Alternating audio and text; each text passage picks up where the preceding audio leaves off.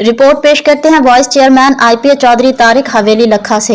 वज़ीर आज़म की PSL final का मैच देखने के लिए कज़ाफी स्टेडियम आमद। वफाकी वज़ीर मवासलात अब्दुल अलीम खान और दीगर वुज़रा भी हमरा थे। वज़ीर आज़म शहबाज शरीफ पाकिस्तान सुपर लीग PSL का फाइनल देखने कज़ाफी स्टेडियम लाहौर पहुंच गए। वज़ीर आज़म ने फाइनल मुकाबले में शामिल दोनों टीमों के लिए नेक ख्वाहिशात का इज़हार किया। वफाकी वज़ीर मवासलात अब्दुल अलीम खान और दीगर वुज़रा भी मौजूद थे।